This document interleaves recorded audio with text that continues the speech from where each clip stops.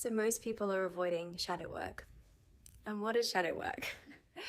It's looking at the parts of ourselves that we've repressed, denied, disowned, and often the thing that we find triggering in another person is something that we ourselves are not looking at, a blind spot. And I have many friends, Katie, Ruth, Shelley, Teacher, Saeed, my sisters, and God, that will reflect back to me these blind spots when I am in shadow, or parts of my personality, which is not the true authentic self, come out. And often they come out when we feel threatened. The ego goes into defense mechanism, and that's when the people pleaser, the control, the manipulative energy comes out, which is, you know, the mask that we wear in order to feel safe.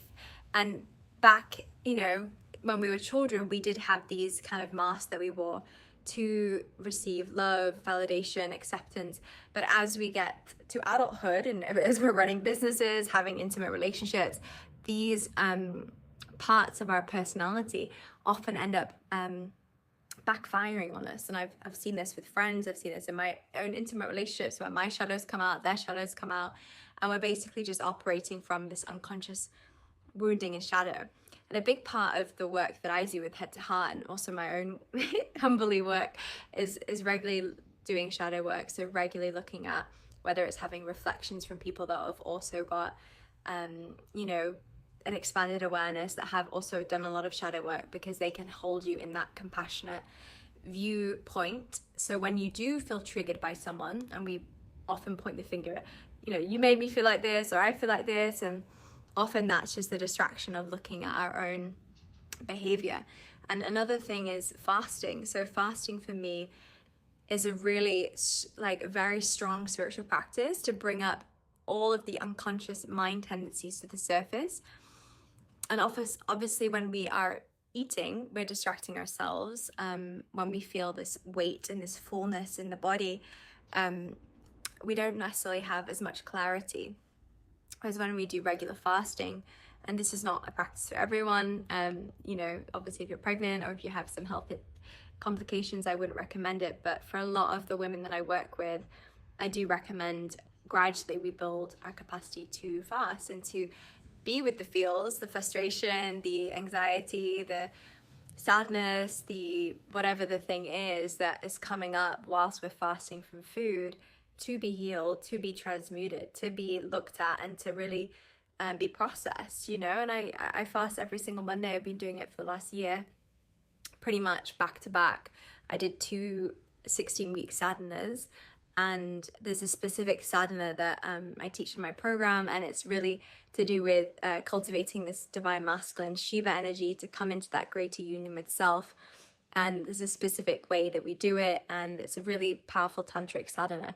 And I've started again in the new year. This is the 3rd time I'm doing it now. And it's Monday, so this is my 3rd fast, and for sure I'm feeling the fire come up, feeling the burn, and it's really a great practice to just feel that and allow the ego to melt, because this is really when our shadow is exposed, it feels so confronting. Like I had it the other day, I was like, I saw my shadow and was like, wow, I can't believe I'm doing this thing still, you know. And like thankfully I caught it, but still I still act upon it sometimes, and then I thankfully will get it checked very quickly and ask for reflections, and I'm like, oh God, I'm doing that thing again, you know. And obviously with that awareness, then we can start to really press pause before we respond from reaction versus from that place of clarity, from that place of stillness, from that place of higher level of awareness. Because often or not, when we're reacting from that place, it's only going to create more destruction, more defense. And that's really what the shadow does. It creates separation. And we're here to come into oneness, to come into truth, to come into love. And we can only do that when we look at our shadow. And it's especially important if you're a space holder, yoga teacher, or woman on this path of guiding others. We have to be so committed to our shadow work.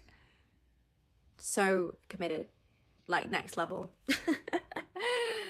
I was watching a Teal Swan video the other day, and I really resonate with her work. And yeah, she's you know, she has to look, even when her haters say something really mean about her, she really says, look, I'm going to look at this really in depthly and see if there's any truth in it. Because it's often not, there is truth in it, and that's why we feel triggered, because there is truth in what this person's saying. And if we can humble ourselves and look at the truth, and also give back what is not truth and what is their own projection, but we can only do that once we have a zoomed out perspective, and we can really start to acknowledge and accept the parts of ourselves that we have disowned, denied, and repressed. And this is a big part of my work, so I'm really good at helping other people see.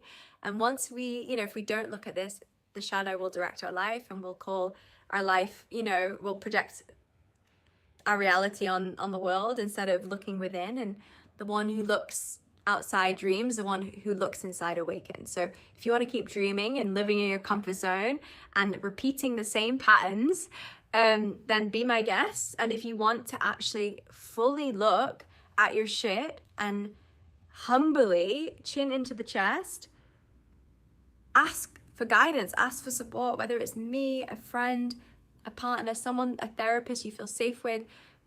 Have people in your life that you can have really honest reflections with. Please do this for your life, for your future children, for your partner. It's so important, and the brighter the light, the darker the shadow. So the more light that we wish to have and hold and be in, the more shadow work we have to do. And this is my teacher, and will always be, because I have a lot of shadow, right? And I know that, and I'm very clear on certain traits that I have within myself that I know are mine. So when I'm in a relationship and someone says, Bryre, you're doing that controlling, manipulative thing, I'm like, yeah, that's me. I obviously, without shaming myself, I'm like, obviously, my little girl's feeling unsafe, and she's resorting back to this unconscious behavior, which is not healthy and is not rooted in love. So how can I take responsibility instead of being in defense? Because we're not looking at this stuff, we'll just go into defense.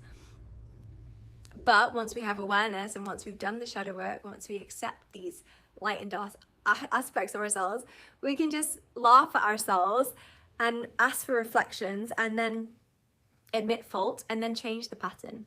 And we can only do that once we have that awareness that we're actually even doing the pattern. Because a lot of the time with my clients, a lot of the issues at the beginning is the ego is butting heads because they don't even want to accept the pattern is in play.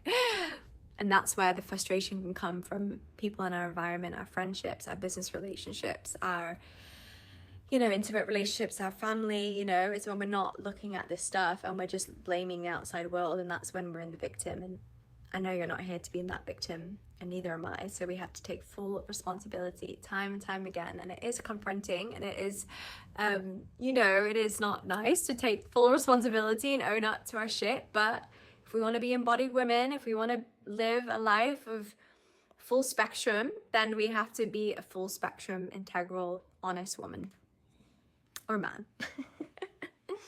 I hope you received some grace from this, and if you did, send it in the chat box. Let me know what you're moving through. Always here to chat. Go to my Instagram at Bryre Roots. Email me at bryroots@gmail.com. Super here to support you in any way I can. You can go to the link and sign up to my email list. I have lots of really great practices on my YouTube and lots of cool things coming up. So stay tuned. Much love.